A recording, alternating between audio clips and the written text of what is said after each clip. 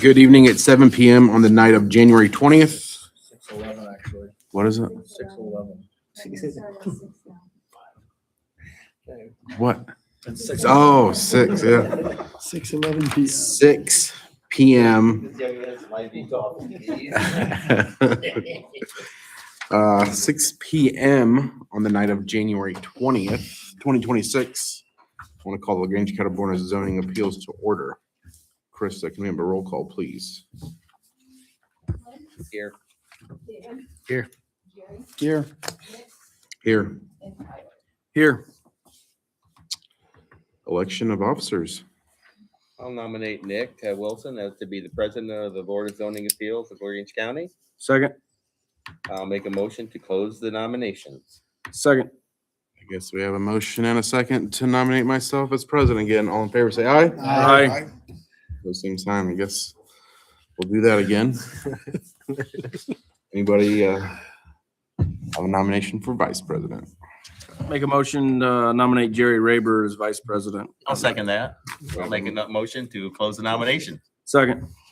Okay, we have a motion and a second for Jerry as vice president. All in favor, say aye. Aye.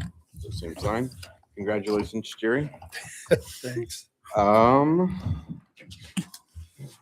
So we have a motion and a second to approve the agenda. I'll make a motion to approve the agenda. Second. Motion and a second. All in favor, say aye. Aye. Aye. Those same sign. Agenda adopted. Motion and a second for the December meeting minutes. I'll make a motion to approve the meeting minutes from December. I'll second it. A motion and a second to approve December meeting minutes. All in favor, say aye. Aye. Aye. Pose same sign. December meeting minutes approved. Any communications?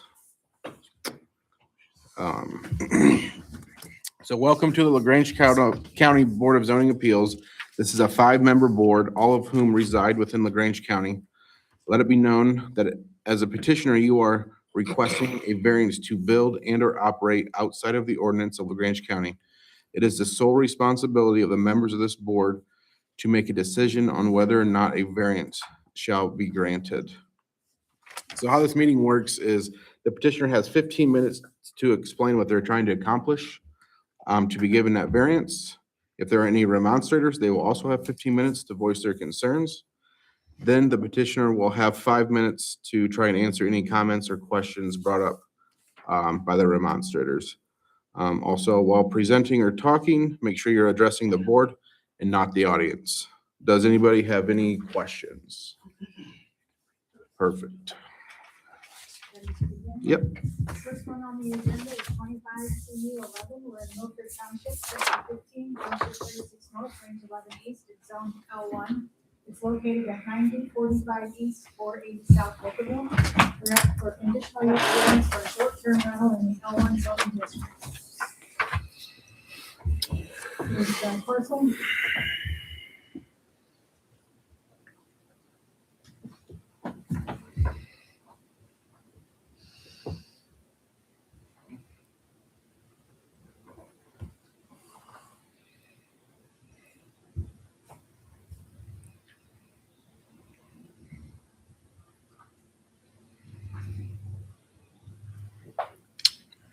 Do we have a petitioner?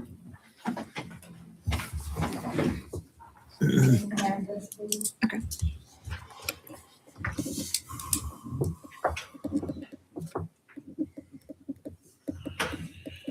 We would start getting the petitioner up before we start.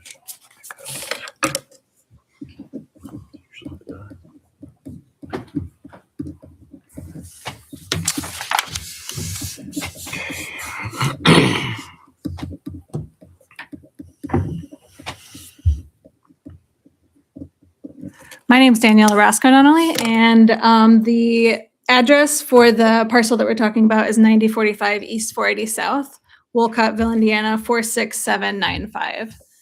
So my husband and I bought this property in late May of last year, in May of 2025, and our goal is to use it as our personal vacation property, but also to have the option of renting it as a short-term rental when we're not personally using it. And we want to use Vrbo and Airbnb as the platforms to do that short-term rental. This is on Pretty Lake. It's 610 square feet and has 2 bedrooms and 1 bathroom. We're not proposing any changes to the existing structure, the property in any way other than allowing us to do a short-term rental through those platforms.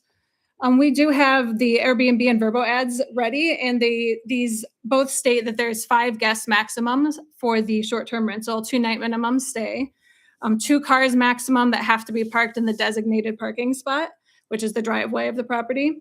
No smoking or vaping is allowed at the property. No parties or large events are allowed at the property, and we have quiet hours stated between 10 p.m. and 8 a.m.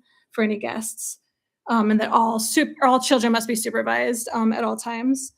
And again, our goal is that this is our personal vacation property, but we want to have the option to be able to rent it out short term so that we can still use that property when we want to go there. Our goal also is to actively manage the property. We'll do all the cleanings ourselves and maintain the property ourselves unless we have to hire an outside contractor for a specialized job. And that we will also directly manage the platforms and screen and approve all of the renters that might rent for the short term. And that's our goal for the property and why we're applying for this short-term variance. And I also brought these signs because I think we were asked to. Yeah, thank you.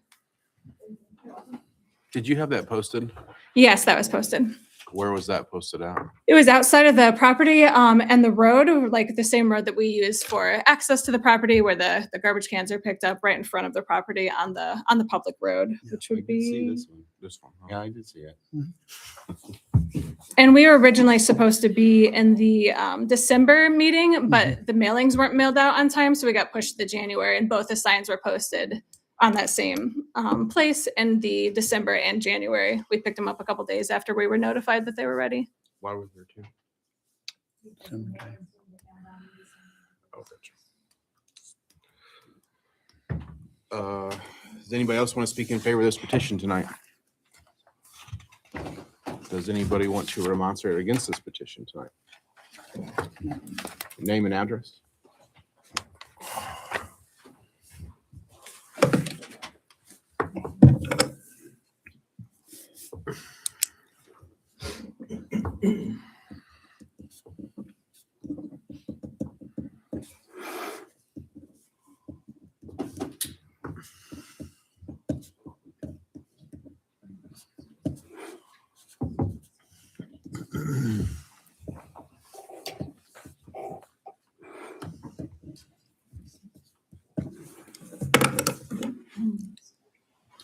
Okay, my name's Doran White.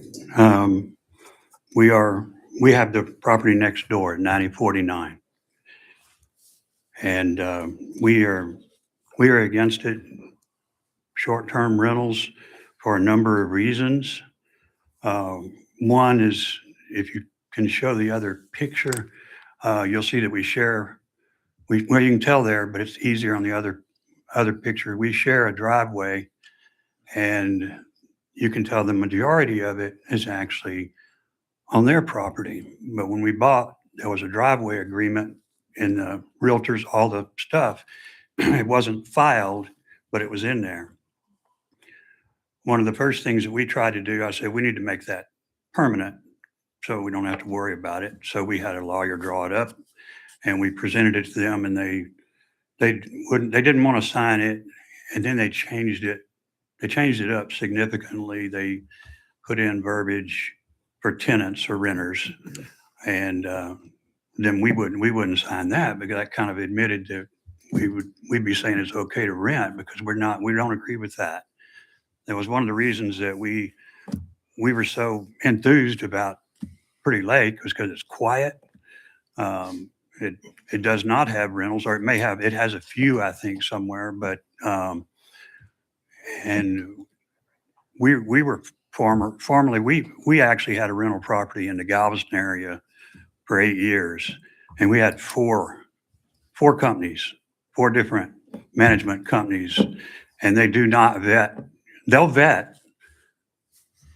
What we found out, what they do a lot of times is they will vet a couple, and then they'll bring in everybody else. that probably should be vetted too, but I'm just saying that was one of the problems we have. We had them, they broke 200-mile-an-hour glass windows. We had them bring pets when they weren't supposed to. I mean, we really don't care if pets are in their house, but they did a lot of things wrong. One, we were insulated because we had empty lots on all sides of us there, but we got a complaint from one of the people that owned those lots. They were four-wheeling in that lot. So, and we were only about an hour away. So we could get down there and settle things down or go down there if we had to. And we had to do it a lot. So we were pretty soured on the rental idea, especially as close as these properties are. I don't know if you can tell to the other picture, if, well, I can do it on this one. Can I walk over there? The other picture might be better because it's closer in. Well, you can see how close they are there, but let's go back to the front. Okay. This is their door right here. Our porch and our door is right there. And their driveway comes right here. And they walk right here to get to their door. There might be 20, 25 feet between the two doors. So we're very close together. And we just don't think it's going to work out. I think renters are going to do things that they're not supposed to. And I can make an example out of the people that they've had living there. I don't know if they're renters because they've been there months. It could be family, but I'm just going to use them as an example because of a few things that they've done. When we got there, we came in October. We bought in June. We came in, we basically were gone most of the summer. Our kids were there, and there were short-term rentals there already. And some of them, there was a couple, it was actually a dad and his daughter. I think they were from Tennessee, and they told us they were renters. They had it for 2 weeks, and they locked themselves out of the house because there's one of the push button pads on there, and they locked themselves out. So they had to come over to our kids and borrow a phone to call. Okay. But then this newer couple that's been there since, I don't know, they've been there at least 3 months. I think they're gone now. They actually did not have a vehicle, and they were asking neighbors for rides, and they were having their groceries delivered to our porch, that little porch. And when I was there in October, I got there one night and I went out in the garage early in the morning, and I had to step over the groceries, and I'm like, well, I guess it's just a mistake. But it happened a couple more times. We have a security camera on that doorway now, and it's happened a couple more times. Most of the time they would go out and they would be on the phone and they would intercept the groceries being delivered. And I'm like, their address is prominently displayed. I'm like, why don't you just make sure they go to your house? We've also saw them pick up like an Amazon package or something else that was delivered out in front of a garage. It was theirs. I mean, it didn't take hours, but I'm like, I really thought that was weird that that was going on. And they also, like I said, they went and asked the neighbors for rides to take them places. So I think we're going to have problems, and the variance hasn't even been given. We don't really, although they were already renting. I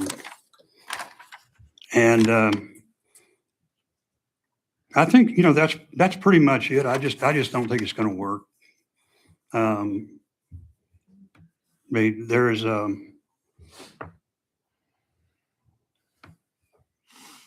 some of the things have been a little bit, in my opinion, suspicious, but we just do not think that this is going to work. They're further away. We've not seen them spend very much time there. Maybe they're going to. I can't really tell whether they're going to do that or not. But from having rentals myself, responding is, you really need a good vetting and a good management. And it's really hard to do. And like, you can see how close they are. We're right up against each other. That's all I got. Thanks, guys. Anybody else want to remonstrate against this petition tonight?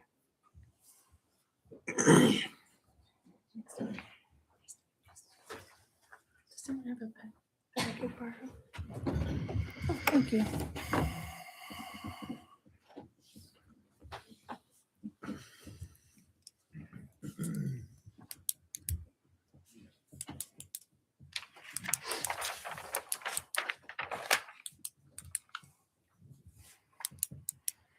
Hi, my name is Christy Cressy, and I live at 9055 East 480 South, which if you look at the picture, we are on the other side of Doran and Kim's house. So we're about 2 houses away from your rental house. We purchased our property and moved in on Labor Day weekend. And 25? this year, yes, this last year, So it's 3 or 4. 2025. So all 3 of those houses, I think, sold all within like 1 year. So we are all new neighbors and trying to get to know everyone. And I haven't had a chance to meet you guys. Hello. My husband and I's main concern is that the renters that you had there for a significant amount of time. I'm sorry, I shouldn't be addressing you. The renters that they had there for the significant amount of time. We noticed them, I think it was mid-October. The gentleman that was renting came and approached my husband while he was working in the driveway, asking him for a ride.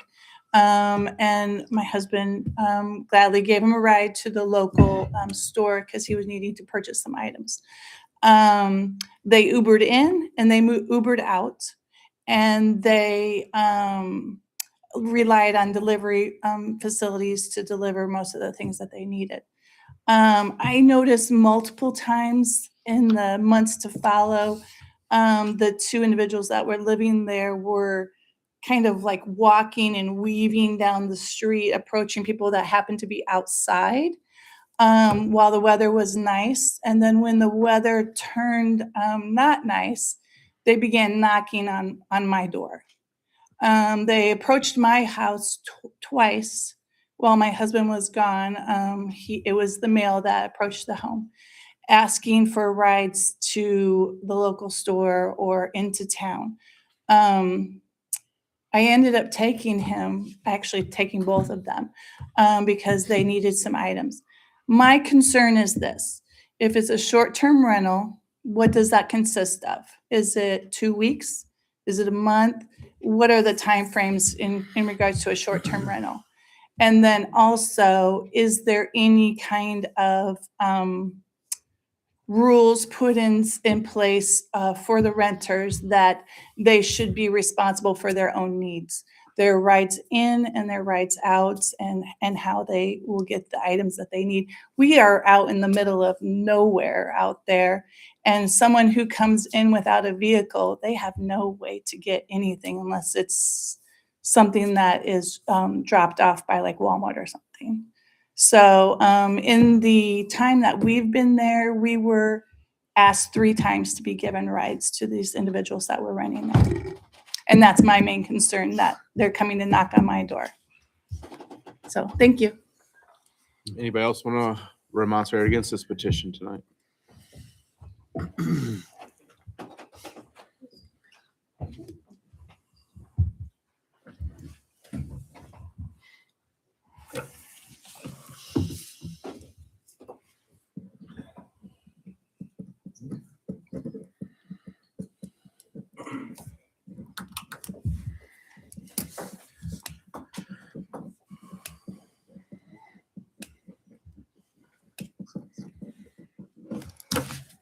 Hi, my name is Cecily Rorick. I live at 9105 East, 480 South, Wilkettville, which is just down the street from all this action. And I've been in that house for 26 years. So our concern, and I speak on behalf of the neighbors, we're kind of a dead-end street down there. Most of us have been there quite a long time. We drew up a petition or a statement And then we have signatures of almost everyone on the street who's opposed to this. If you'd like me to read it, I'd be more than happy to. It's not too long. We did send in a copy of this to the zoning board, and they were to show it to you. Gentlemen, did you guys ever see it? Do you want Chris to read it or you want her to read it? It just depends when it came in, if they really received it, what their package, you know. So you can, you're welcome to. Okay, it won't take too long. So we are residents of the beautiful area around Purdy Lake. Recently, an unsettling situation arose when individuals currently renting a home here canvassed our neighborhood, asking residents which homes were occupied by permanent residents. This intrusive experience highlighted a growing concern among those of us who cherish the tranquility and community spirit of our beloved lake area. The increase in rental properties around the lake is starting to disturb the peace and sense of community that we, year-round residents, have worked so hard to build and maintain. Our tight-knit community thrives on stability and familiarity, factors that are undermined by the transient nature of rental properties. As more homes are converted from cherished personal residences into frequent turnover rental units, our community faces potential challenges such as increased noise, reduced property values, and loss of the neighborly atmosphere we treasure. We are not alone in facing these challenges. Numerous studies point to the negative impacts rental properties can have on established communities, from increased traffic and pollution to crime and disruption. For instance, a study by the Urban Institute found that neighborhoods with a high concentration of short-term rentals often see a steeper rise in housing prices, pushing potential permanent residents out of the market. Similarly, a report by the National Bureau of Economic Research noted the decline in neighborhood safety and cohesion, with short-term rental areas recording more disturbances and conflicts. Our goal is not to exclude others from enjoying the beauty of our lake, but to preserve the balance and quality of life for those who live here permanently. We propose a ban on short-term rental property as described in this variance in our area, allowing only owner-occupied residences. This would ensure our community remains a haven of peace and a place where long-term relationships and investments can flourish. We urge the board to take immediate action and support this proposal to ban the property at 9045 East, 480 South Wilkeville, Purdy Lake from becoming a short-term rental, Airbnb, VRBO, or similar. By doing so, we can protect the interests of full-time residents and preserve the essence of our community for generations to come. I also make note of that when the renters of this property are to maintain the property and this kind of thing. So from the time the most recent renters in October, they were in there, their garbage can has been by the curb or blown over in the street consistently. It was never taken in. So, you know, and I living there, I know it seems insignificant, but I'm driving down there and there's a garbage can in the street. So, you know, I get out of my car and I put it back because I don't want other people hitting it. And we do in that area, we really do take good care of our properties. We look out for each other quite a bit. And I live alone there. So when I found out we have somebody walking down the street asking, so who lives here? Who's year round? Who lives there? Who's year round? It's really disconcerting, you know, when you do live alone. So, and I have a petition, or I have signatures here from, like I said, almost all the neighbors on the street. I'm happy to show that to you. Have you guys pass it around since you may not have received that, if that's okay. So this is essentially everybody that lives on the street. There was one or two signatures I was not able to get because they're out of town. They're snowbirds. A couple people were to send in emails to either Callie or Christy. So, and that's all I have. So thank you very much. Anybody else want to remonstrate against this petition tonight? I have one. Okay. It's Justin Heflin. He says, I represented Kim and Dorn White on the purchase of the home next door. I oppose this variant. I'm a resident of Lagrange County. I've also gone through this process, and I'm very aware of how much work and communication it takes to have happy neighbors. Neighboring property shares a driveway. The petitioners have refused to sign a maintenance agreement and share driveway agreement with the Whites. They have proven difficult for very simple task of outlining terms of the shared driveway. We spoke on the delivery, the package deliveries in the last meeting. And listing for short-term rental advised up to 5 people. The home is claiming the parking for maybe 3 cars. The homeowners have been unwilling to work with my clients regarding the shared driveway agreement. Based on the attitude regarding the driveway situation and the use of the tenants not respecting boundaries, these owners are not a good fit when it comes to managing a short-term rental. They would most likely be unresponsive to issues and unwilling to solve potential issues such as parking and noise. They said thank you. Okay. You have 5 minutes to respond to anything you heard. Thank you. Thank you for raising those concerns. I do understand the concerns that were raised. To respond to the White issue that was raised about the driveway agreement, I didn't even realize that we weren't being cordial, honestly. They sent us an agreement and we sent some edits that we would like, and then we never heard a response from them. So I just wanted to state that about the driveway agreements. Other than that, we had been on speaking terms and talking with each other through text normally, so I wasn't aware that there was an issue there. They didn't tell us that directly. And then I also wanted to say that we did have an issue with one tenant, and it was the tenant that was just mentioned. This person, we ended up switching to longer term rentals because when we first moved in, we didn't realize that we needed the short term variance, and we were renting on Airbnb in Verbo before we got the notice that we were in violation of the zoning. We completely stopped as soon as we got that notice, but we had already rented out on Airbnb and Verbo at that point for short term rentals. And we were going in, checking on the property, maintaining it ourselves.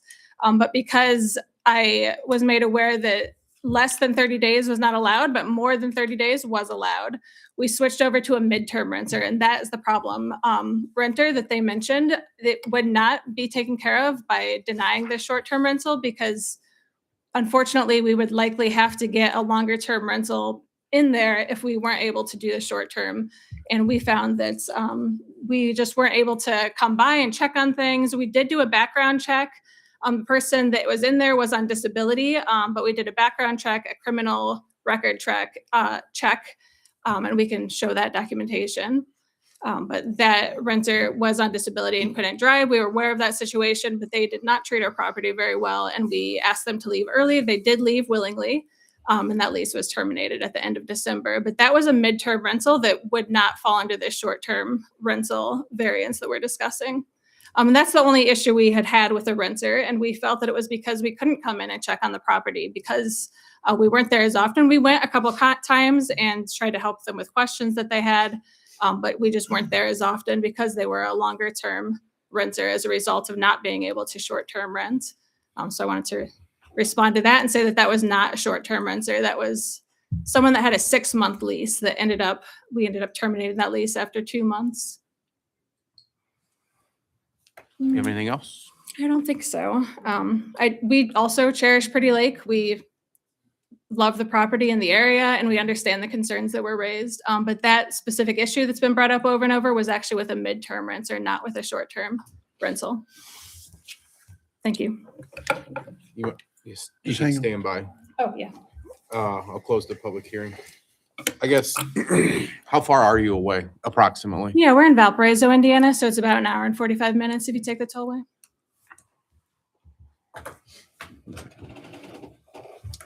And you're not going to be using any instant booking. You're going to screen everybody. Yes, we were screening everyone through Airbnb and Verbo, not using instant booking. And we're not opposed to putting up a camera. that has to be stated in those ads, but we could put up a camera in the driveway area to maybe help with some situations like this.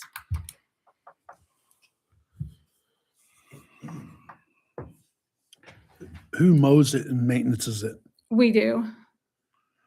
All summer, we were coming in between the renters and we were staying in the property ourselves. We were maintaining it between rentals. And we timed it out because we were controlling all the bookings and approving all the bookings that we could have time to go in, mow everything, maintain the property. We were doing that ourselves since May when we purchased the property.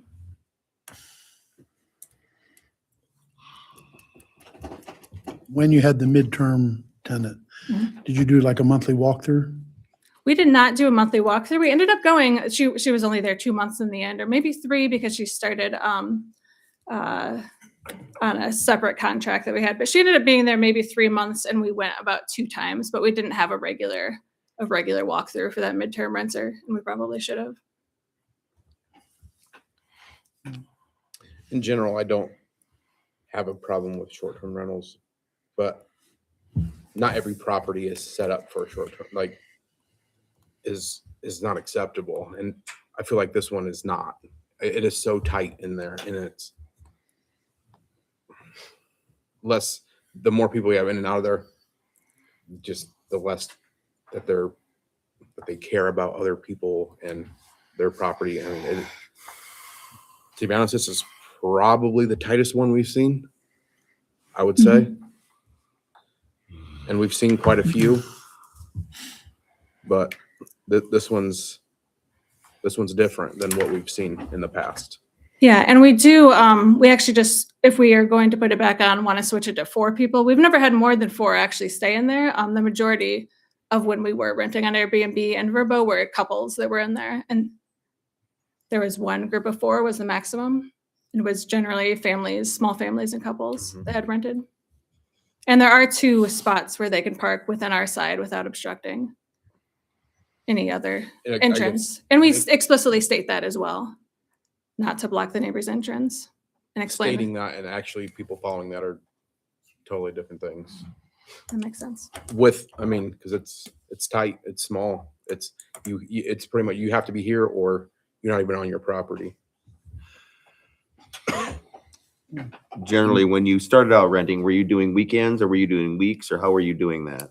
We had a 3-night minimum for a while, and we were allowing them to come in throughout the summer. I have a more flexible schedule because I'm a professor at Valparaiso University, and so I can come out and maintain things more easily. So we were allowing flexibility with the day that they would come in. We just would block the week after that, so we would have time to come in on the weekend and attend to things.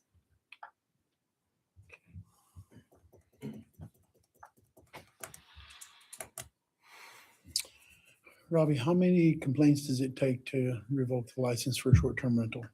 Well, it starts with a fining process. Okay. I can't tell you exactly. I didn't know. It's written in the ordinance. Yeah.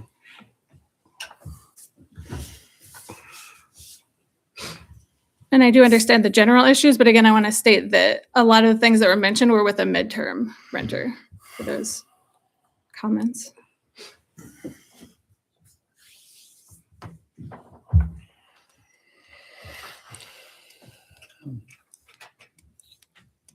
So say again, was it 3-night minimum, 5-night minimum? 3-night What was it? minimum. 3-night, okay.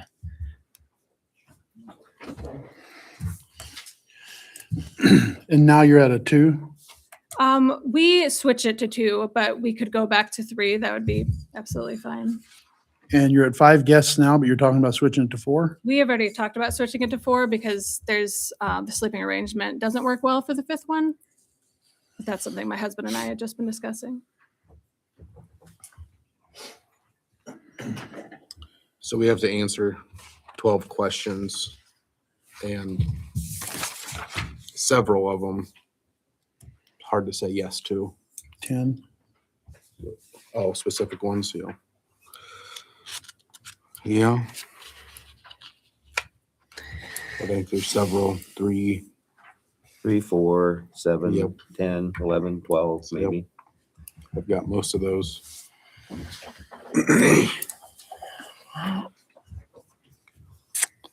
This is a tough decision to make. One being, most of the complaints this evening have come from an occurrence from which is likely going to happen if this variance is denied. If this variance is denied, you are allowed to continue to have long-term renters, and that seems to have been the issue in the recent past. However, like Nick said, this board's never seen a property where both property owners are encroaching on the property line. This is quite intriguing. I don't know what the right answer is, but it's very, very interesting issue. I think you can have the same issues, whether it's you guys with your neighbors or renters, but I think it's gonna happen probably more frequently with renters versus a homeowner. But I don't think we've ever seen a shared driveway. I don't think we've ever, I mean, just the proximity. They shouldn't even been designed. Yeah, No, that shouldn't have even been right, done. right. Yeah. But we can't do anything Change about that, that. yeah. No, because these are fishing cottages. Let's, let's be fair, because Pretty Lake is still a great fishing lake. I'd like to add to that in our discussion of the shared driveway, we have proposed to the Whites to try to piece out and make separate driveways if that's possible. And we thought we were having a cordial discussion about that. I'm not sure how it's possible you guys could have two separate driveways. It's on the hill. We actually own up to the tree, if that makes sense. We have like a weird cutout.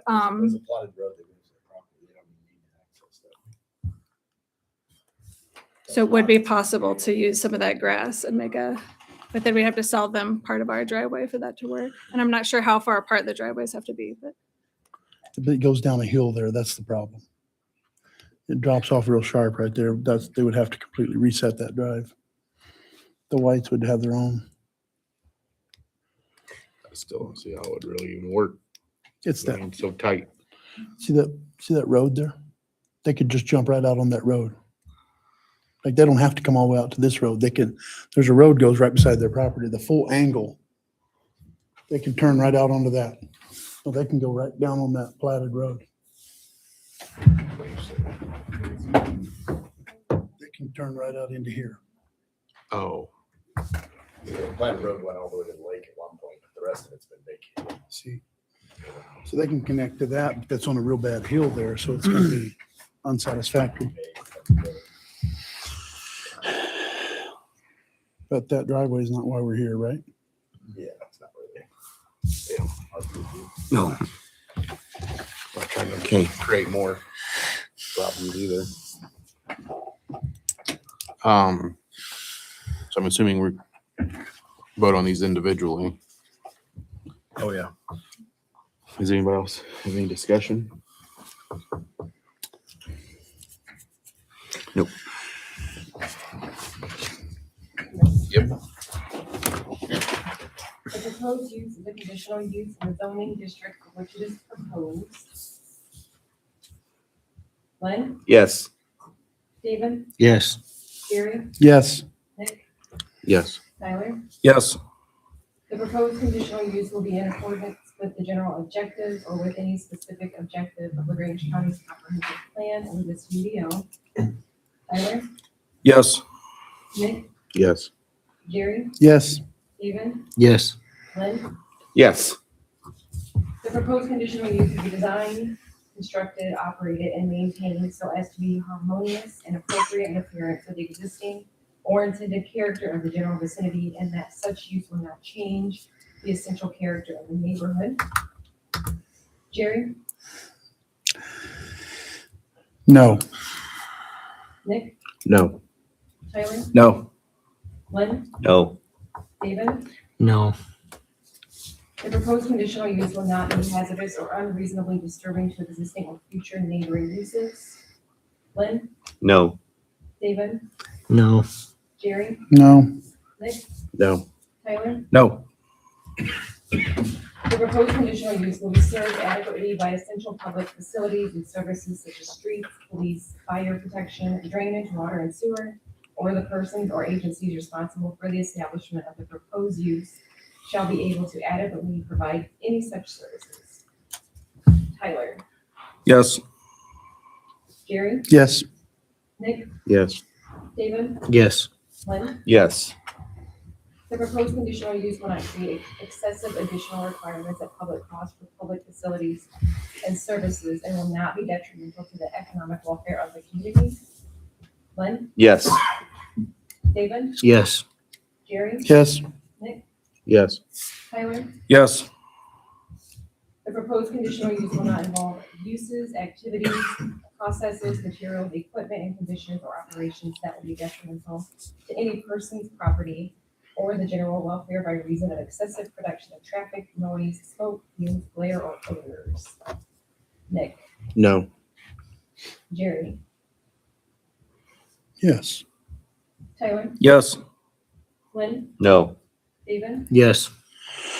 Proposed conditional use will have particular approaches to the property that are designed so as not to interfere with traffic on surrounding public thoroughfares.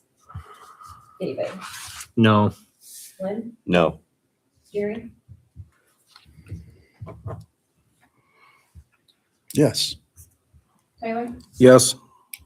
Nick. Yes. The proposed conditional use will not result in the destruction, loss, or damage of natural, scenic, or historic features of major importance. Tyler, Yes. Lynn, Yes. David, Yes. Jerry, Yes. Nick. Yes. The use and property values of the area adjacent and nearby to the property included in the conditional use will not be affected in a substantially adverse manner. Jerry, No. David, No. Lynn, No. Nick, No. Tyler. Yes. The conditional use will not be injurious to the public health, safety, and general welfare of the community. David, Yes. Lynn, No. Tyler, Yes. Nick, No. Jerry. Yes. The use will meet all applicable regulations of the code, including setback, yard, open space, dimensional, and development standards of the code. Lynn, No. David, Yes. Jerry, Yes. Nick, No. Tyler. No. Your petition has failed on numbers 3, 4, 10, and 12. Thanks for coming in. Thank you.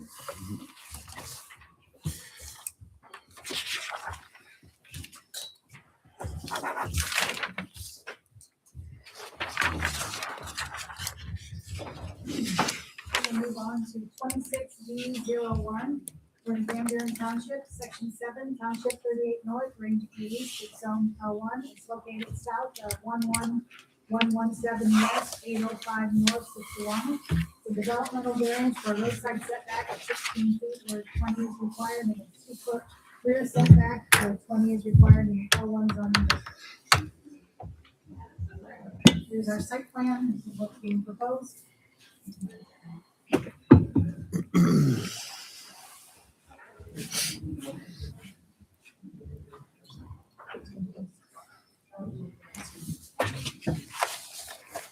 Sign in.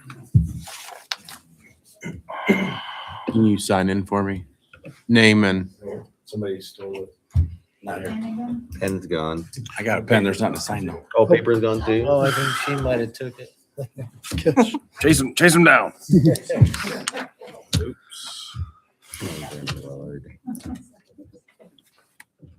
Still out there? Agriculture. I was gonna say.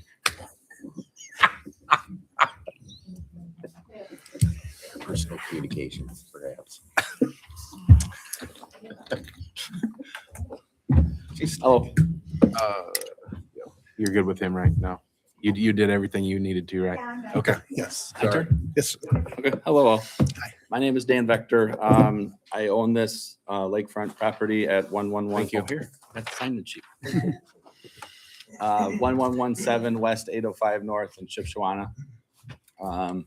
Purchased it in 2022.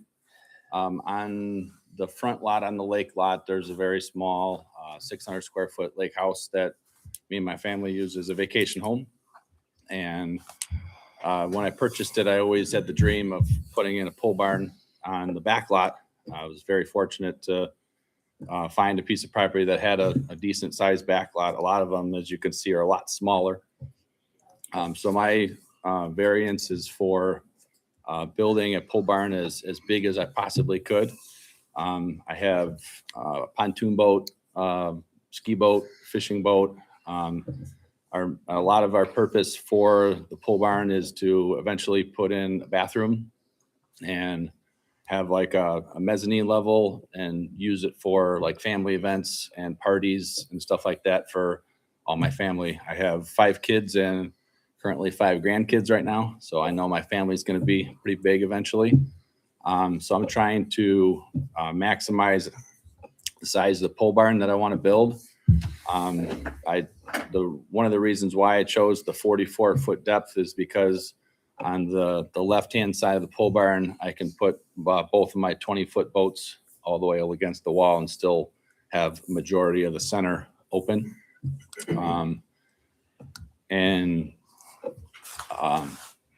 Trying to get everything in there that I possibly want. My wife has said that she has to have a craft room in there if I build this pole barn. So I have to provide her with that in order for me to do this. You know, happy wife, happy life. And just trying to be able to maximize out the space that it's allowed. Eventually plan to retire here. So this will be like my retirement home, and that'll be like my workshop area. I have lots of hobbies. I scuba dive and Harley stuff, and lots of space needed for lots of different toys. So I'm trying to request that I can get this built in this size, and hopefully I can get it approved. Anybody else want to speak in favor of this petition tonight? Anybody want to remonstrate against this petition tonight? We'll close the public hearing. Right off the bat, my initial thing is it's too big. I do not like 2-foot setbacks. You can't really maintain that, or you put stuff on the back behind. 2 foot's not much. I mean, 2 foot is this. I mean, push mowers are bigger than that to maintain it. Everybody put stuff up against the back. I mean, you're gonna be on somebody else's property. So I'm not a fan of 2 foot, and it's plain too big for that lot. It's huge. I mean, of course, everybody wants a huge pole barn, but you have to work with what you got, the ground you have. So, my opinion is this is too big for that lot. But see what everybody else's thoughts are.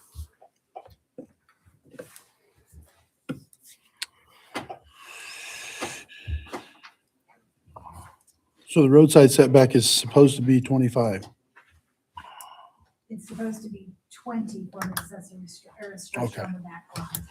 And then, so we're asking for 4 feet up front and then, but 18 feet in the back.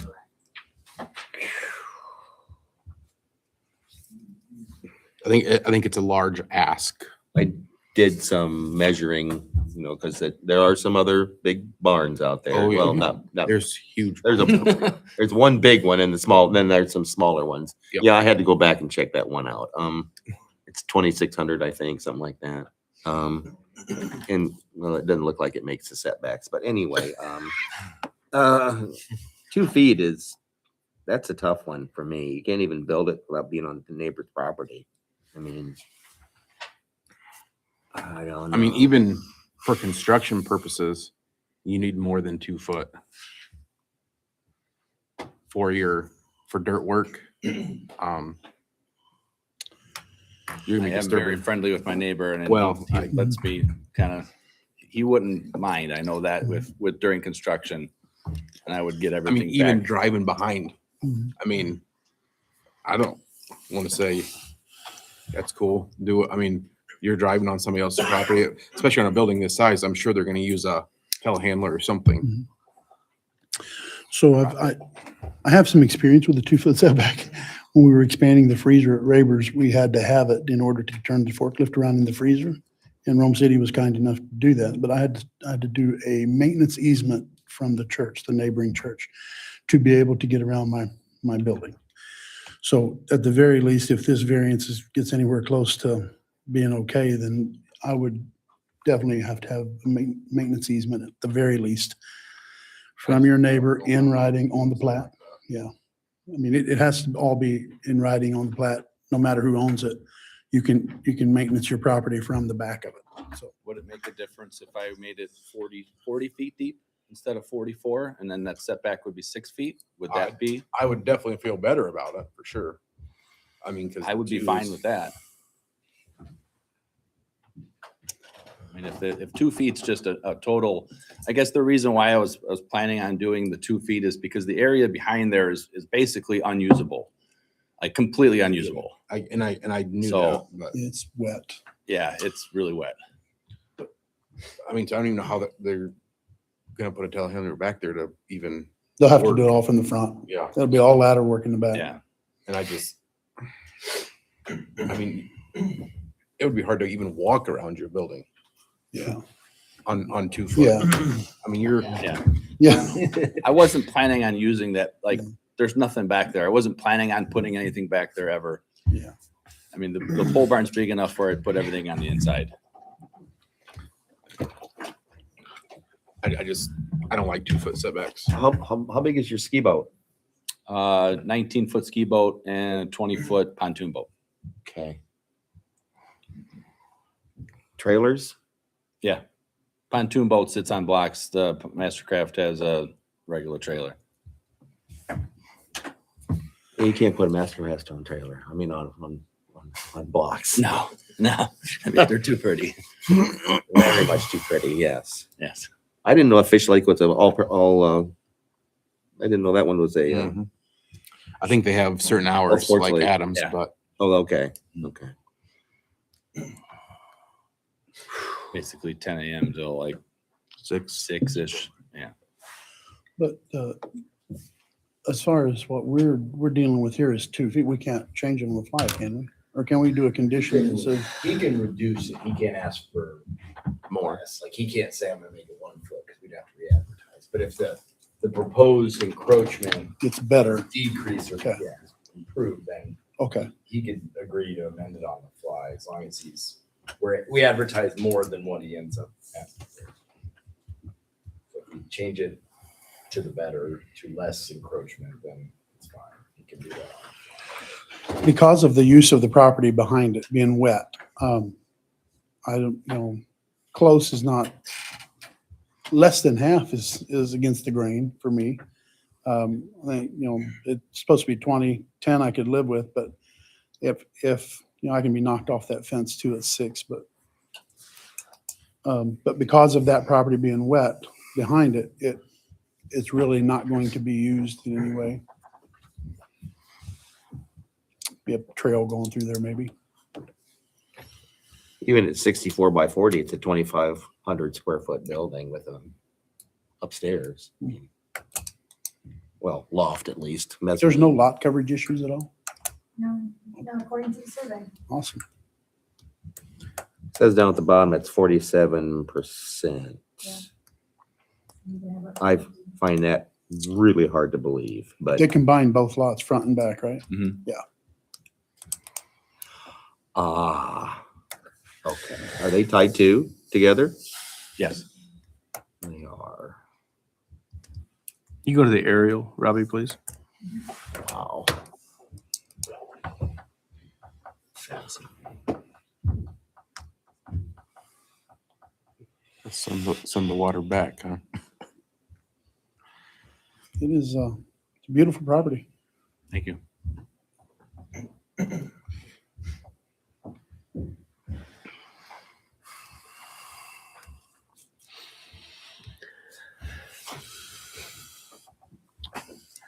Due to the nature of the ground behind the property, I'm sure it's a protected wetland. I don't know that I would be opposed to the 2 foot setback. would be concerned for the well-being of your structure, being your inability to maintain the tree, any growth out of the swamp that may, threaten your building. The swamp part? Yeah, like if It's a floodplain. it's a floodplain, It's a floodplain. so it's not a protected wetland. Yeah, whole area there is a floodplain, even his lot.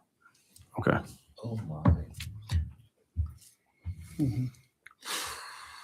That has to be built up. Yeah, I'm gonna build it up past the 100-year floodplain, and I'm putting the helical screws in, so the building itself will be rock solid. Gotcha. It'll just be, everything behind me is kind of not. It's actually pretty solid, about 20 feet back. And then once you get a little bit closer to the pond, it gets a little squishy. I can see that. How far are you gonna have to go with your helicals? About 28 feet. That's all? That surprises me. Yeah, I had a soil boring test done. 28 feet. It got really hard starting at about 8.5 feet. And then when they got about 13 to 15 feet, it got really hard.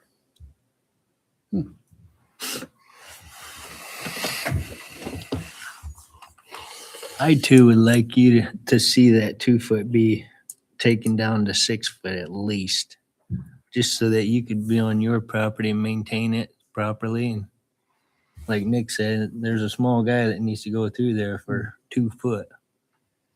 I'd It'd like be that. awesome to- That would be fine. I just wasn't planning on ever using it for anything. I was just gonna put rocks back there and Yeah. kind of never have to see it again, really. I mean, even to lean a ladder, I mean, it's more than Yeah. 2 foot. Oh, I know. And if you build it up, you want a little bit of room for a slope too. Yeah.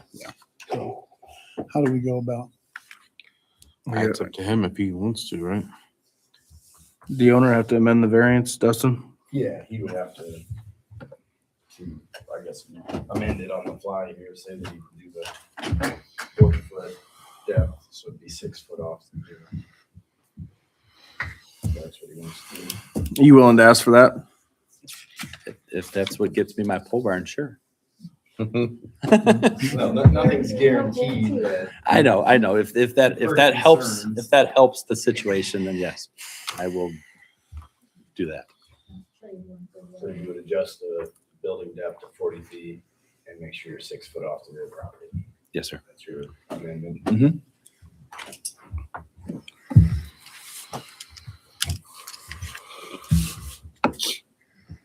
So can you go back to that plan? Yeah. So we're looking at a 64 by 40. Yeah, 64 by 40.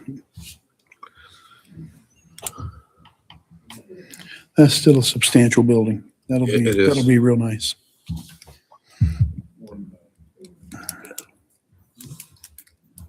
And it's still a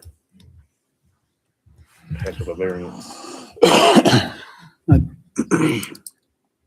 It is a, A big ask. Yeah. Any other discussion? I suppose if his variance wasn't approved, let's look at it this way. I believe the 64-foot width would still be viable. However, I think by my calculations, he could only have a pole barn 22 foot deep without a variance. And I'm not asking for that. that's not even able to park a car in, so it kind of void the whole barn to go all that way, but I feel like it's at least a, I think like 30 by 50 is like kind of like the minimum I would want to ever do. mhm. Yeah.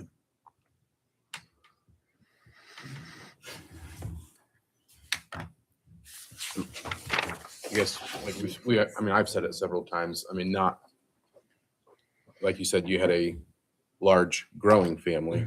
Mhm. Not every house and property is right for everybody. Oh, I know. Yeah, So- I get it. I mean, you Mhm. just have to be considerate of that as well. I understand. I mean, even a 6 is I would say a tall ask for variance purposes. Since the rear setback is 20. Mhm. Correct. Giving up 2/3, yeah. At the same time, I wouldn't ask a 64 by 22 because that's It'd be Not- 26. 26. I 26, mean, yeah. not exactly desirable either. So. Any other discussion? I'm good. Len, Tyler, Nope, I'm ready. let's have a vote. The approval will not be injurious to the public health, safety, morals, and general welfare of the community. Lynn, Yes. David, Yes. Jerry, Yes, Nick, Yes. Tyler. Yes. The use and value of the area adjacent to the property included in the variance will not be affected in a substantially adverse manner. Tyler, Yes. Nick, Yes. Jerry, yes, David, Yes. Lynn. Yes. The strict application of the terms of the Unified Development Ordinance will result in practical difficulties in the use of the property. David, Yes. Jerry, yes. Tyler, Yes. Nick, Yes. Lynn. Yes. That's a hard yes for me. It was a Yeah. hard yes as well, but your petition's been approved. Thanks for coming in. Thank you. Yeah, this paper. Your amended petition. Your amended petition, right? That's right. Yeah, your amended petition. 6 feet, not 2. Yes. Amended petition has been, okay, So how does Boggs make sure? From you guys at all about this? 11. okay. Thank you.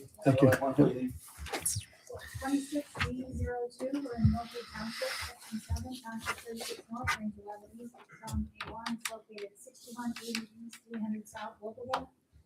Developmental variance to divide 40-acre parcel into 4 10-acre parcels with no remaining acreage where 15 is required in the A1 zoning district. Here's the proposal. Here's the property.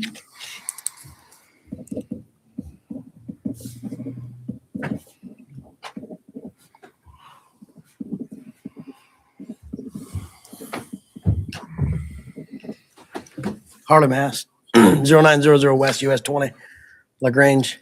When we bought this property, we kind of got a little bit, I don't know that we were caught in the middle of the zone change, but we bought the property prior to the new UDO becoming into effect and already had conversation with my partner, Mark, and his dad to buy 10 acres and later have the option to buy another 10.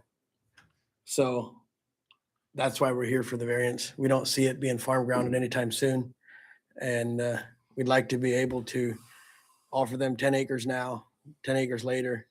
And then we'd have 10 acres with the shop buildings out there and potentially have a residence go in to maintain the shop buildings on that last 10. So on the west side of the property, we got a lot of the same stuff going on. I don't know that this is anything crazy going on here. I guess if you have any questions, we can discuss, but we're not going smaller. That would require the lots to be platted. It's just the 10-acre lots. You good? Yeah. Anybody else want to speak in favor of this petition tonight? Anybody want to remonstrate against this petition tonight?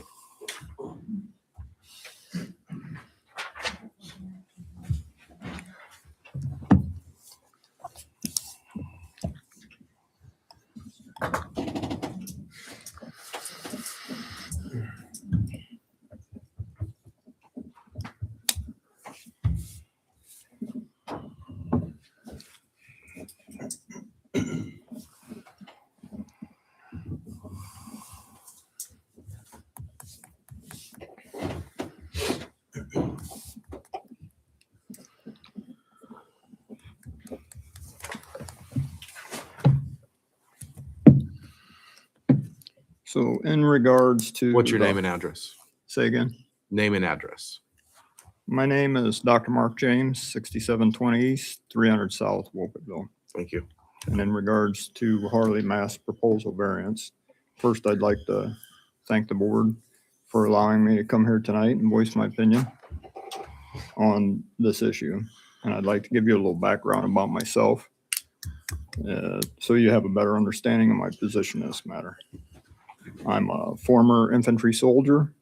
I was awarded the Army Commendation Medal for meritorious service during combat operations with the 1st Cavalry Division in Saudi Arabia, Iraq, and Kuwait during Operation Desert Shield and Desert Storm.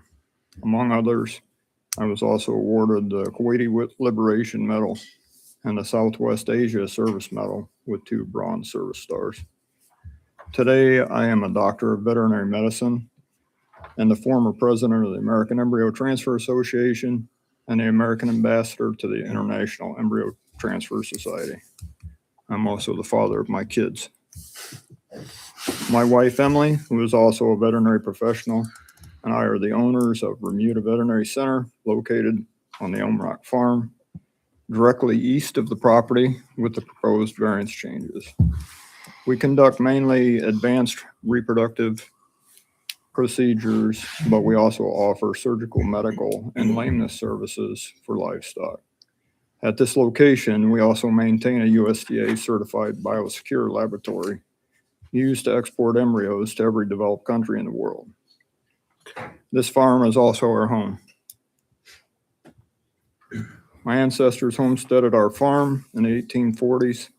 My children are the 6th generation to be raised on this farm. I've come here tonight to make it clear that I am vehemently opposed to these changes. It is my understanding that these proposed changes would allow multiple houses to be built on each of these tracts, split out from the original farm, essentially building a housing development. And what's wrong with that, you ask? How about the wetlands? What does every new property owner want to do with a wetland? That's drain it. And what happened when the previous owner attempted that? He got within inches before he was stopped of hitting the high pressure gas pipeline, which runs through the property. People do not understand or respect the disaster potential of the high pressure gas pipeline. And the last thing we need is more owners above it ready to dig.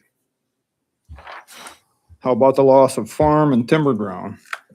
Do we want our county to start looking like Fort Wayne with housing developments bleeding into the countryside? Over my lifetime, I've watched as time and time again, good farm ground and timber has been taken out of production to build houses on small lots. How about wildlife displacement? We have multiple species that are considered rare to Indiana right in our area, including badgers, flying squirrels, eagles, and numerous owls that indicate a healthy agriculture environment in tune with nature. And isn't that what we want? As a matter of fact, we want to make changes. I would like to see changes made to require a minimum of 40 acres required to build a house in the country. That would help keep the city and the country the country. But my main concern that I'm here to speak to you about is biosecurity.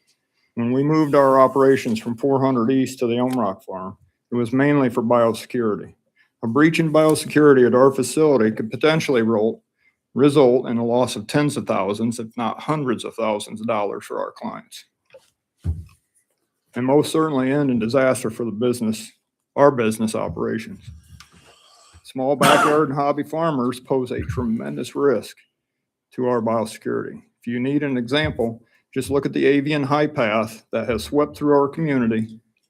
Foot and mouth disease could have a similar impact on our livestock. And if an outbreak were to occur, I love my neighbors, but I need space between their livestock and my livestock operation. Harley Mast is a man who wants to make a living buying and selling. He bought this property with sole intention of reselling it. And for what reason did he do that? For the good of the community, to help preserve wetlands, to better our county farm ground and timber, to reduce wildlife displacement, to make certain a pipeline is never compromised, to enhance biosecurity efforts in our county? No, none of that. He wants to break it into small chunks as possible and sell it to make a quick buck. There's more to life than just making money. If Harley wanted to buy a property and move in, I'd welcome him as my neighbor, but sadly, that's not his intention. In closing, I would like to express my appreciation once again for your time and ask you to reject this variance. I'd also like to mention that both my children have interests in pursuing professional medical careers and intentions of returning to Lagrange County. Let's give them a chance to enjoy a little the way it used to be. My family has lived here and farmed here for a long time, and we will be here for a long time to come. Do you have any questions for me? Oh, we may. Anybody else want to demonstrate against this petition tonight? I think he wasn't speaking in favor. You're right. You want 5 minutes to answer anything that was brought up? It's okay if my partner answers. I'm also an owner. Name and address. Sure. Where I live, address. Yes. Okay.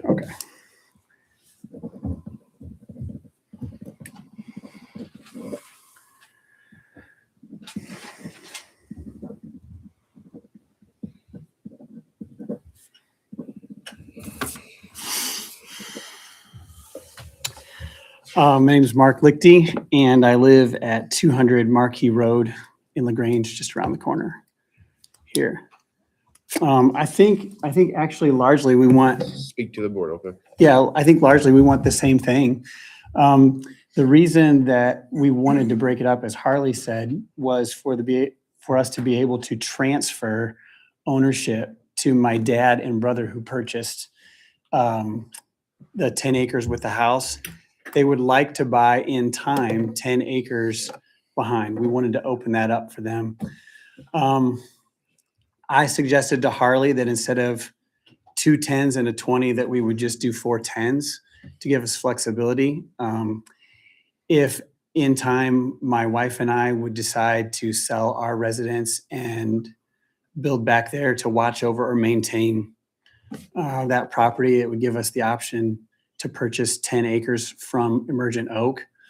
We're not trying to start a residency back there. I would like to be able to hunt. We would love to be able to, if we're able to afford to, we would love to keep it the way it is. And essentially not have anybody else buy it, but we want to have the option to be able to sell if we would have to sustain the business. And if there was, and I would also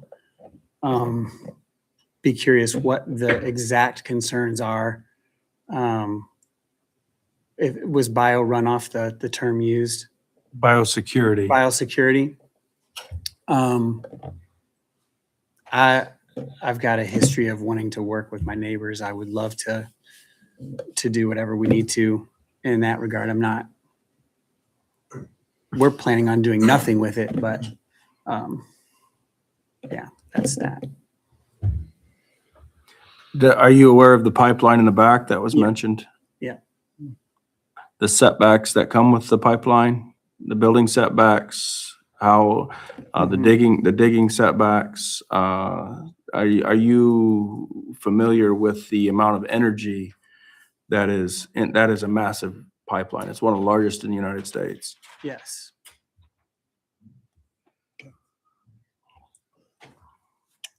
And again, nobody's intending to build at this point. It's sort of leaving the option open if we decided to do that in the distant future, but not looking to do that at this point.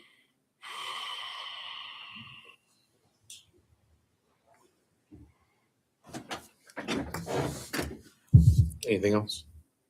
No, unless there's a question. As of right now, probably close the public hearing. Okay. I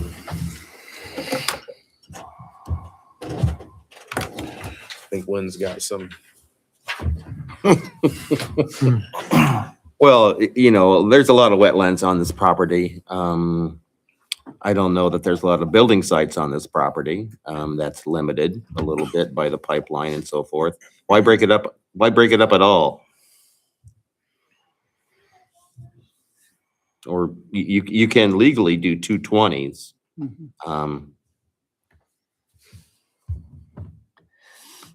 And I also did wish that the minimum lot size for an ag zone was 40 acres, but I got voted down. So just to let you know, Doctor. I'll give the board a little bit of history on this property. The original homestead was on this 40 acres. It also included the 20 acres to the west.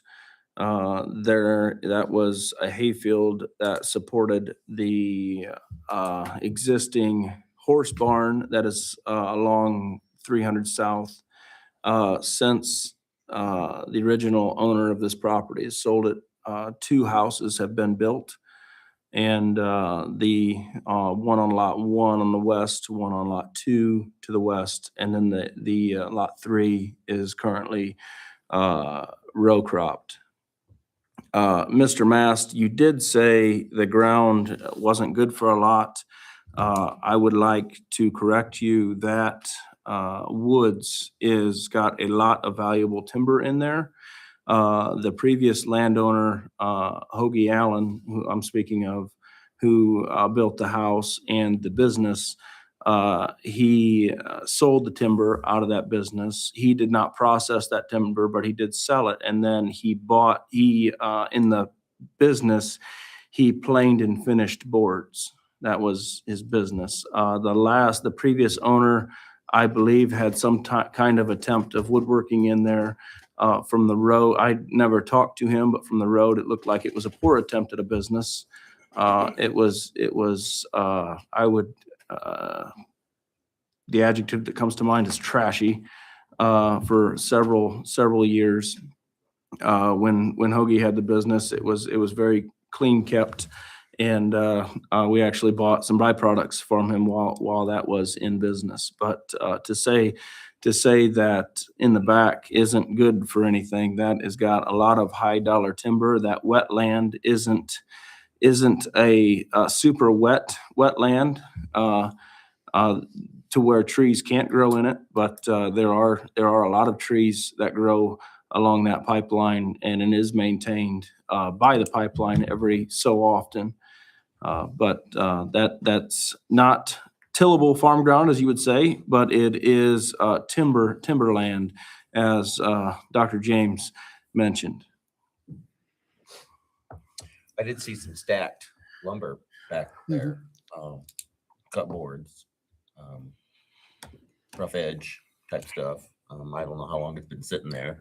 Goodness only knows. I don't know. That was Harry, right? Harry. What's his first name? Hoagie. Hoagie. Is it okay? Okay. All right. Oberholzer. Oberholzer, the last name. That's the guy who bought it from Okay. Hoagie. Okay.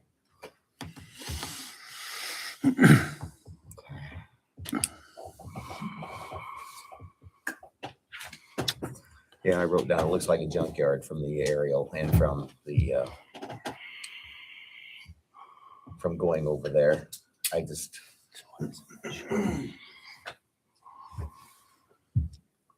don't know what the setback is for that gas line, but I can't imagine that west lot's gonna have a building site on it if we do a 10-acre. If it would have, it would be all the way to the front. Mhm. That's what I was anticipating. It'd be, And it's like Tyler said, it's not a wetland. If you look, there's some wetlands shown to be underneath the building. I don't know how long that wetland has been there, but we couldn't build if there was a wetland. So I guess I'm not sure how that conflict happened, but I do agree with Tyler that the timber, that it is timber ground. I wasn't trying to say that we don't have timber ground. And from what I walked it, there's no value of timber back there currently, but there may have been in the past. Well, that's because of the poor management from the previous owner. Gotcha. And that is, like, as far as the comments about the trash, we've cleaned up a lot. That's one of our first goals was to clean it up. And I think we've done a tremendous amount of cleanup. I'm not saying that it doesn't need more. We just limited time and resources. We got to do some real work too in order to pay for the cleanup. It's not that we haven't been cleaning up, we are cleaning up. It's not our intention to leave it a mess.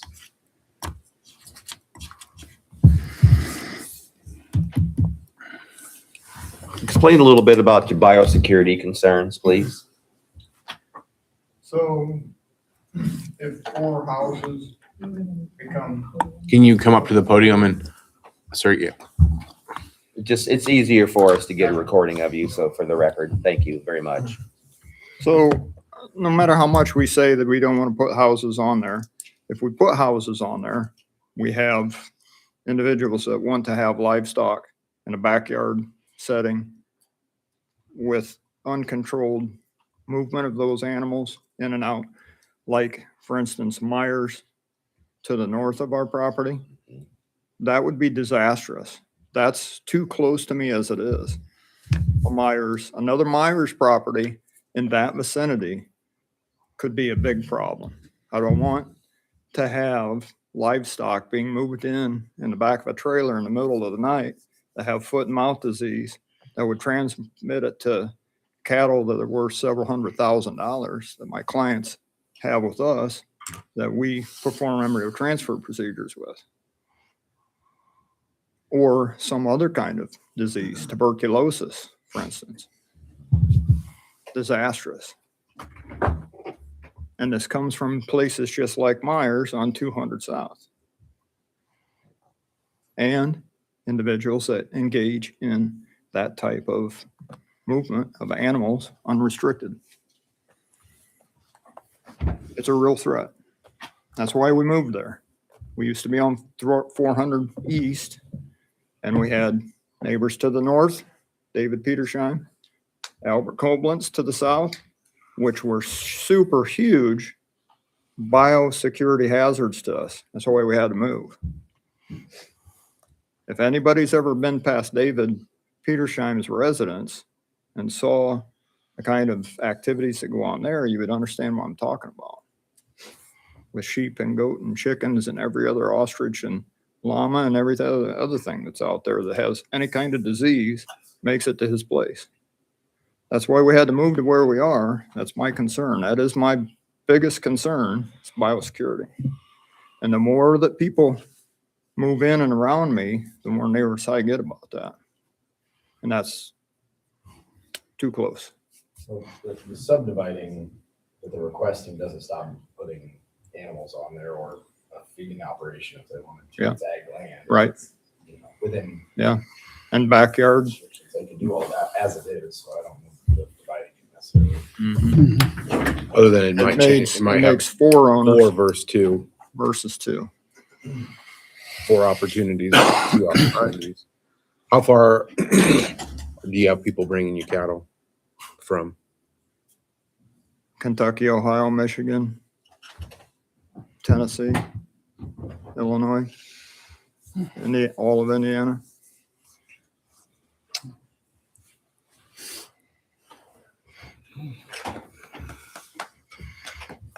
For instance, we have one adult female there with us right now that generated $480,000 worth of profit for one of our clients just last fall on this production sale. So we deal with animals that have tremendous potential. And we'd like to keep that biosecure.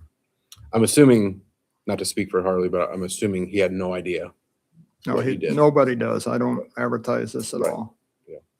I don't want that to be known. I don't want those animals in jeopardy for any other reason. So we don't advertise, we don't have signs out front. Nobody knows that I have a laboratory back there other than USDA, which makes inspections every 6 months in our facility. And they were just there this past week. So, Thank you very much. You're welcome. Thank you for listening to my opinion. So as I see it, the number 3 is going to be the issue for me, because it can be split. In a 20 and a 15 and a 5, you can get 3 parcels off that if they wanted to. Legally, like with the UDO. Well, there'd be a 5, but there'd be a 5 and a 20. 5, 20, and a With 15. 15 left. Yeah, that's Or the there parent. could be 2 20s. Yeah. Yeah. So if they needed 3 parcels, they could get it. staying within the UDO, But not 4. not 4. It says the strict applications, makes it result.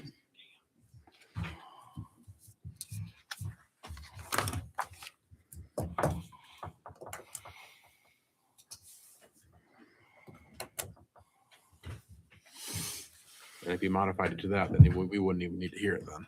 Pardon?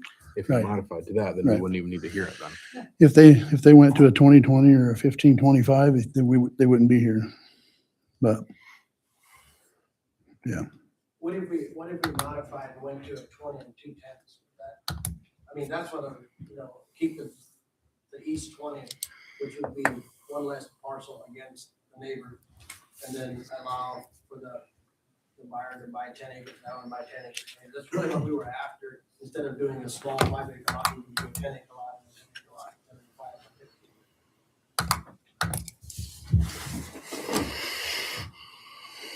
So he's saying, so you're saying keep 20 acres by the building, The east side, yeah. which would help less lots against neighbor and less potential different hunters hunting back there. I know it's pretty prime hunting ground, and I know that a lot of the neighbors there are pretty into hunting as well. And I know that that's a big concern as well.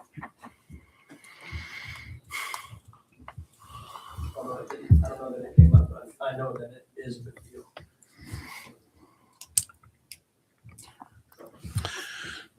Dustin, is that something that he can retract to? Is that retracting?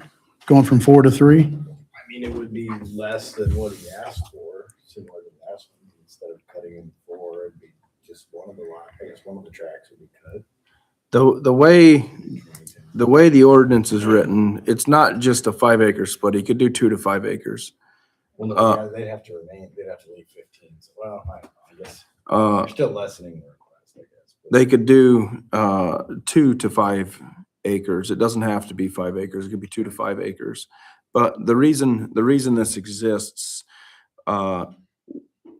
is not to see how many different lots we can make it. It's to protect the A1 ground. It's an attempt to keep as much A1 ground together as possible. And keep in mind, just because this isn't tillable farm ground doesn't mean it isn't agriculture. And that's the way the ordinance was written, is to make the best attempt possible at keeping ag ground together in larger chunks. And I think if this variance were to pass tonight, that would be directly opposed to the way the ordinance was directly intended. although I think A1 is framed as in tillable ground. Oh, I mean, like I said, just because it's not tillable farm ground doesn't mean it isn't timberland. And there, if you walk through that woods, there is, because it's not a super wet swamp, it is very good ground for walnut and some of your more high quality logs. And that's why it's been so heavily harvested. And in time, it could once again be good timberland, but that comes with management and patience. 40 acres still going to produce the same wood though, as If there's not 4 houses on it, yes.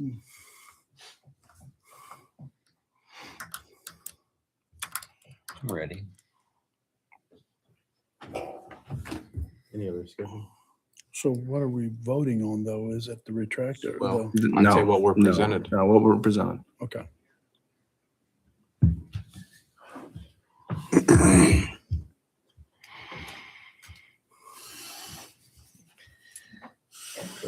So we're voting on splitting it into 4. Okay, I'm ready. The approval will not be injurious to the public health, safety, morals, and general welfare of the community. Tyler, No. Nick, No. Jerry,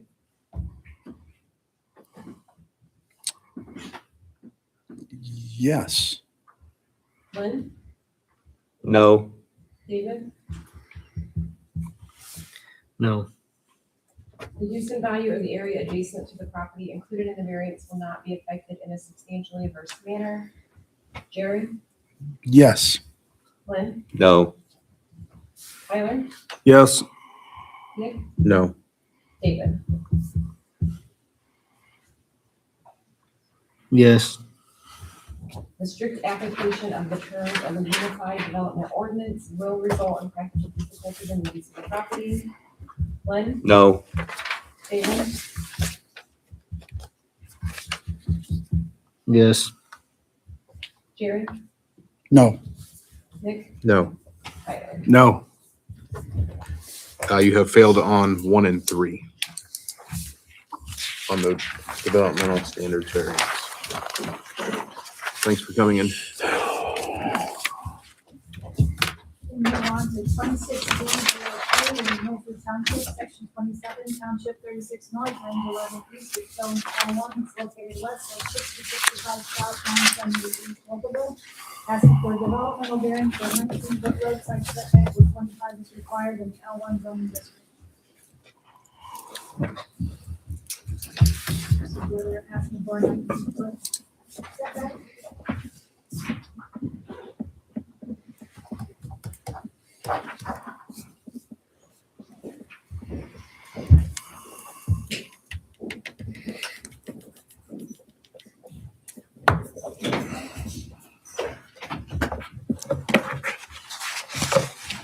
I'm Austin Busher. My address is 10013 Gala Cove, Fort Wayne, Indiana, 46835. I'm the contractor. We are asking for a 19-foot roadside setback variance where 25 feet is required. As you can see, the garages to the north and the south of the property are also not in compliance. One being 14.4 feet to the north and the one to the south, 17.6. We're just building a 28 by 28 garage with living space above, 2-bedroom, 1 bath. The existing shed that has since been torn down was more in non-compliance. It was 14.7 feet from the roadside. And our hardship is that, obviously, I assume you guys drove past a lot. The topography is major. I mean, it's a major jump, and we're already putting 9-foot walls on the back of the property or on the back of the garage. So, in order to comply, the lot would essentially be unusable.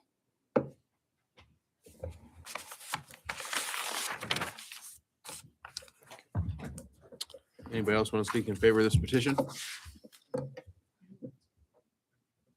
Anybody want to remonstrate against this petition?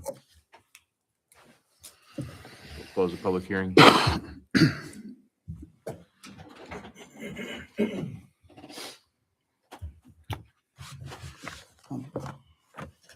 Looking at the print, that what you're doing is going to look good. Thank you. If you get this, it'll look good. Thank you. We think so too. When I first saw this, I had not seen the site. It's steeper than the two on the side. Mhm. Yeah. It's a difficult I lot. tried to walk up it after the snow and I didn't fall, but close. Ice cleats on. You're gonna have living quarters in this one, huh? Yes, 2-bedroom and 1 bathroom. Okay. Above the garage space. What are we doing with water runoff? Like, because it's going to hit the road going 100 there. So right now we are just surface draining the downspouts. Mhm. We submitted our drainage plan. Should have a copy of that. We were going to put some straw wattles down there. But again, if there's something else we have to do in order to gain the variance, we'd be happy to comply. I think he's asking for after construction. After it's built. Oh, After it's built. so we were just going to grade away to make sure we're not flooding the road, obviously. Mhm. We're not tiling anything out. It's just surface draining. But we'll grade everything to flow away from the street. Away from the street? So you either have to go right or left. You're going to have to go right or left. That's correct. Because you're kind of if I remember right, the high part there. Yes. So the neighbors are all going to catch your stuff. Somebody's going to get it. Yes. So can you keep it on your side of the road, or like, I didn't really look there, but we got a drainage coordinator, right? She We got- does erosion control, and Yeah. that's what you're doing afterwards. Okay. So we got somebody overseeing that to make sure that the neighbors ain't catching all that dirty water for a while. I think there's gotta be a plan though. I Gotta mean, be a plan, but we haven't seen a plan. Oh, gotcha. I would, He's talking about the erosion control requirements. I know it's only 28 by 28, but it's still gonna Catch. it's gonna, yeah, there's gonna be some water there. Mhm. I don't Again, know, I don't know how it drains right now. It probably comes down there with lots of silt, I would imagine.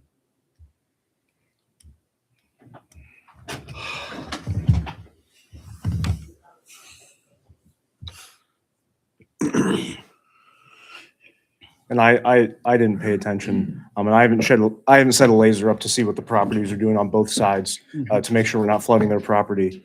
And I don't believe there's a catch basin installed to get to the lake. I could be wrong, somewhere near the property, but again, in order to do the best we can with the water that's there and the site that's there, I think it'd be a significant improvement from what it's doing right now. Because right now it's either going onto the road or going to the neighbors anyways. So would this be a suitable spot to have a condition that they'd have a drainage plan in place and approved before this? Well, before this was, if they got the variance, if they were granted the variance, that would be in place before it was actually granted? Or permitted. Or permitted, yeah. Oh, yeah, permitted, yeah. Okay, so I make that condition. That needs to be a drainage plan in place in order for this to be accepted. Second. We have a motion, a second for a drainage plan. All in favor, say aye. Aye. Post same sign, condition carried.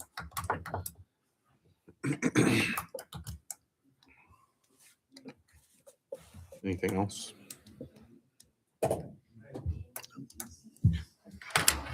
I'm good. You have your own sewer for that then? Will you be Yes. putting your own pump in for that? Yes, Okay. I believe so. Let me double check real quick. Is that a grinder system over there on Big Long, I think? Yeah. Okay. Do they have city water over there?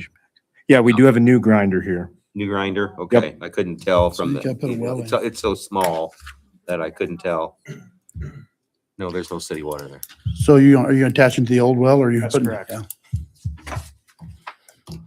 So there's a well on this side of the road too then? Yes. Okay. I believe so. Let me- It's on the other side? We're attaching to the existing well. Gotcha, yeah. Okay. Oh, I see grinder now. And this parcel is tied to another parcel? I believe it's a separate lot, a parcel. Yes. Will require it to be tied, the permitting time. Okay, because they're using the well. Yeah. Just borrowing the neighbor's water or what? Will require the site survey. So Perfect. we don't have to make that a condition? Nope, good to go. Okay. Any other discussion? Let's have a vote. Approval will not be injurious to the public health, safety, morals, and general welfare of the community. Gary? Yes. Nick? Yes. Glenn? Yes. David? Yes. Tyler? Yes. The use and value of the area adjacent to the property included in the variance will not be affected in a substantially adverse manner. Tyler? Yes. Nick? Yes. Jerry? Yes. David? Yes. Glenn? Yes. The strict application of the terms of the Unified Development Ordinance will result in practical difficulties in the use of the property. David? Yes. Jerry? Yes. Tyler? Yes. Glenn? Yes. And Nick? Yes. Petition's been approved. Thanks for coming in. Thank you.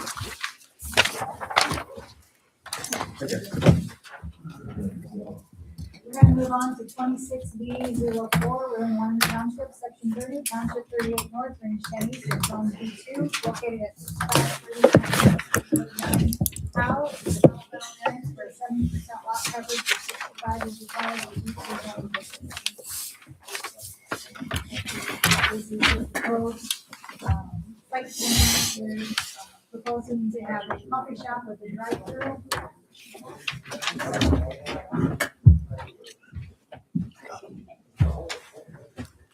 Which increases the lot coverage from what's existing here now. As you can see here. Close the door.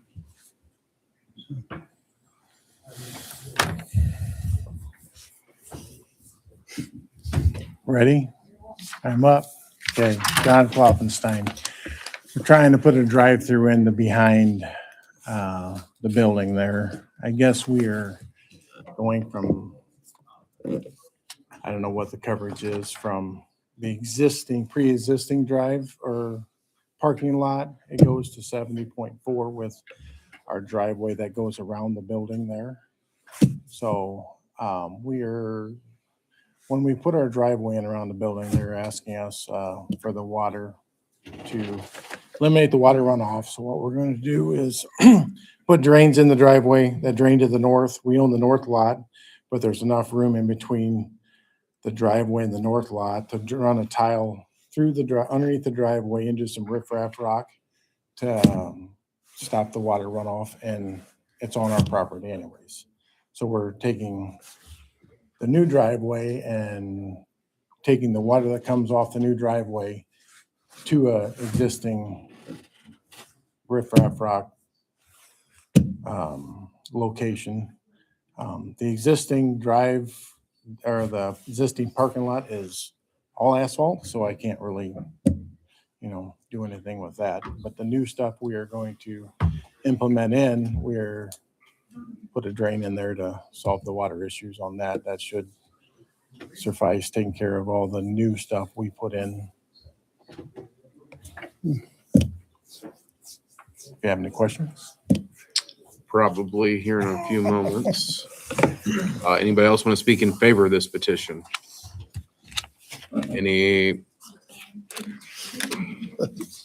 Anybody want to remonstrate against this petition?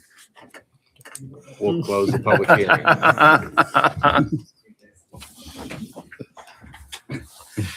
So how can we help you? So the state is gonna make you close one of the driveways, correct? On I'm nine. assuming they are. I'm not sure what they want us to do. It's not, we're gonna own the property, so The state is requiring the south driveway to be closed. Okay. So that's why we're going in the north driveway, and then we're gonna be able to stack, I think it's 11 cars. Yeah, you got plenty stacking. Now, what about that existing driveway on South Street? South Street, I would say leave that one alone. Well, I don't think it's gonna make it through site plan. With that driveway there. Because that's your stacking for your drive-through. And so you're not gonna want an entrance where you're having your cars stacked. That's what I'm saying. That's what I think is gonna I happen. don't think that'll make it Okay. through site plan. So what do we, the county needs to close that one then? Well, you would have to close it. You'll Set have a to, tractor there. you'll have- Take out the gravel or asphalt, whatever is there, and put it back to grass. You don't need to close it up. Okay, Have you considered coming from South Street and making that your entrance?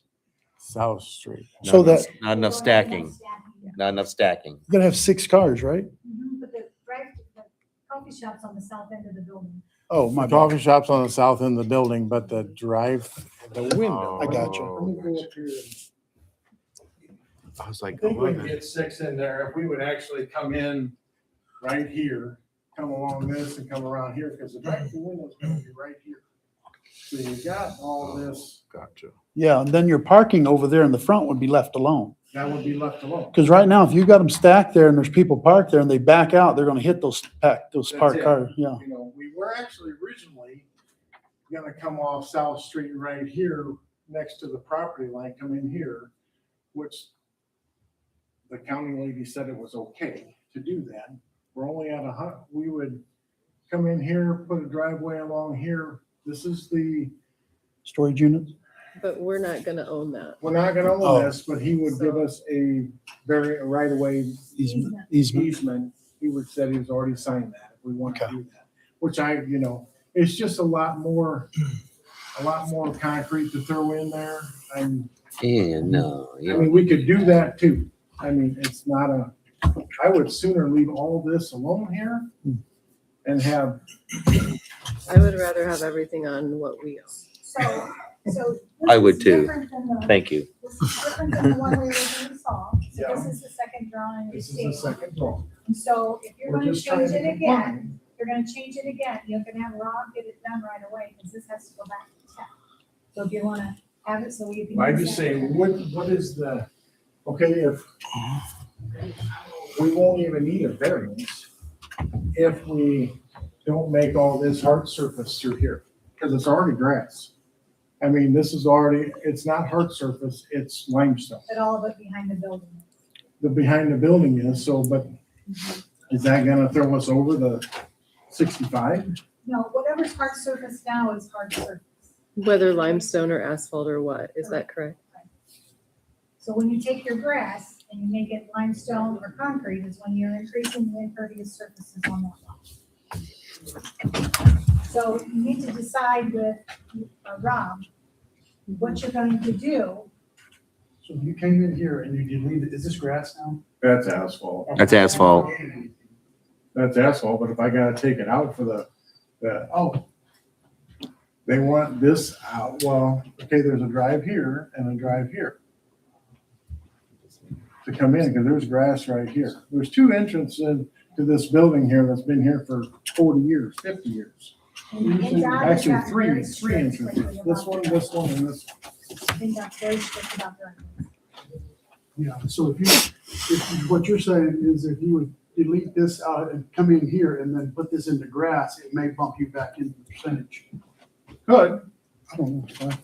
You know, We don't know. we don't know. We don't know. So that's what Rob has to do all the calculations, correct? Yeah, and the other is that your variance is going to be determined tonight, whether you get it or you don't. Site plans and plan. Site plan is at planning commission, and that's what we're talking about, is more of a site plan issue than we are right now of impervious. That's true. I'm sorry. I shouldn't have brought that one up. There you go, Lynn. Shut me up. My variance, not to this evening, is for what I want to do with the drive-through and do the drainage and for the 65 to 70.4. Correct, So if we get that passed, then we get Rob to correct, quickly do what he needs to do. correct. You know, because I'm still gonna, you know, even if I go from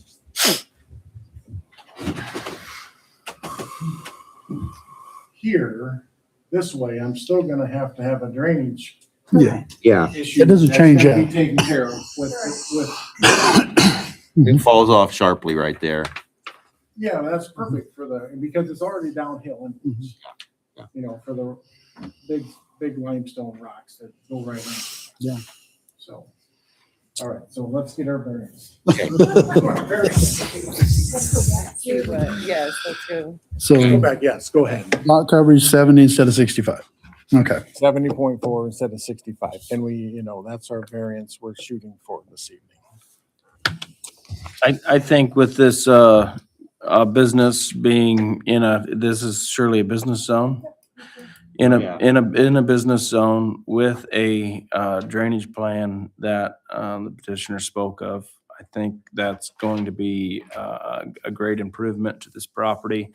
I think regardless of your feelings on NDOT, I think the South Drive closing is gonna clean that parking lot up quite a bit. I would also encourage you guys to eliminate the drive off of South Street. That's going to make your drive-through line a lot cleaner. I think that'll be better for everybody in all of your customers in the drive-through line. Knowingly, if your drive-through line's efficient, you're not gonna have to worry about those last 4 or 5 stacking spots. But at least they're there because there's a lot of coffee shops that don't have them. But at least they're there. I don't think you're gonna have much of an issue with your parking in front of the building because of that. But as far as the lot coverage goes, with it being in a business zone with the drainage plan, I don't see any issues with your variance. Appreciate it. Any other discussion? Nope. Put some big old pillars up on that northeast corner because them trailers are going to catch it. There'll be a big rock there. Yeah, big old rock. Yeah. The approval will not be injurious to the public health, safety, or the general welfare of the community. Jerry? Yes. Nick? Yes. Glenn? Yes. David? Yes. Tyler? Yes. The use and value of the area adjacent to the property included in it will not be affected in a substantial adverse manner. Tyler? Yes. Nick? Yes. Jerry? Yes. David? Yes. Glenn? Yes. A strict application of the terms of the Unified Development Ordinance will result in Yes. David? Yes. Jerry? Yes. Nick? Yes. Tyler? Yes. Your petition's been approved. Thanks for coming in. Thank you. Any Applause other from the, business? applause from the crowd. Business real quick, this is basically a question for Dustin. Okay. I think the Walkerville Board of Zoning Appeals is down a member, and Jerry has someone who's interested in it, but they live on the Noble County side in Walkerville. Even though we oversee the town of Walkerville, they still have to be a Lagrange County resident, correct? I don't know, because the corporate limits extended. Right. They do. Mhm.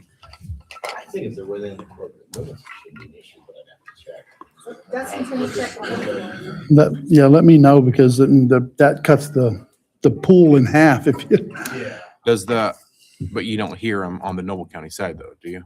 Yeah, we do. Petitions, you Oh, do hear yeah. them? Yeah, we hear everything in the city limits. Yeah, That's easy. that's, I think it'd be discrimination otherwise. It's outside the corporate limits on the Noble side than Yeah. Rome City probably here. Right, they do.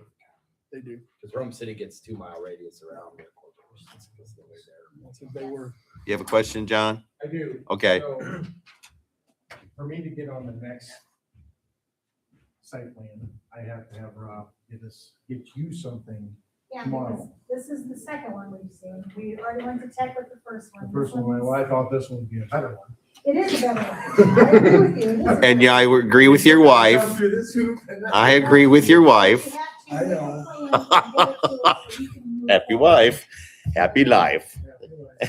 I just needed this to- Get us a plan and. So, in the sense, I need to have the south driveway on 9 closed off and then the driveway And on your South site plan Street. shows So, that one there does. Yeah. And not the site plan of closing off the one on South Side. Well, if you don't want to close that one off yet, you don't have to. I'm telling you up front though, that I don't think it's gonna make it through site plan review to have that driveway. You'll find out when you submit it. Because people are gonna sit right there pretty much on 9 trying to turn it, and it's just a bad idea. If you're going to keep those from the entrance from 9. keeping it So that way. I'm just gonna back from 3 entrances down to 1. Yeah. Yes, Correct. Right. yes. Which seems like it will make it more congested. I don't, But it streamlines the traffic to where they have to go a certain way. If you give people an option, it is chaos. They're gonna be Have you ever, have you ever, Crazy. have you ever seen one white woman cut another white woman off in a coffee Hey, we're shop still- line? I know. Well, or have you ever seen the one in Kendall? Yeah. The back up on 3, they're in the way. that's, I don't wanna have. Because you'll have them stacking on South Street, trying to get in the drive-through instead of going around and getting in the park. Do we have a motion to adjourn? Well, so as long as Okay. Dustin looks into the Noble County. well, yet you have to get that done. Get her, I'll make a motion to adjourn. Second. Motion and second to adjourn. All in favor, say aye. Aye. Post same sign. We're adjourned. This went way longer than I expected. What a meeting.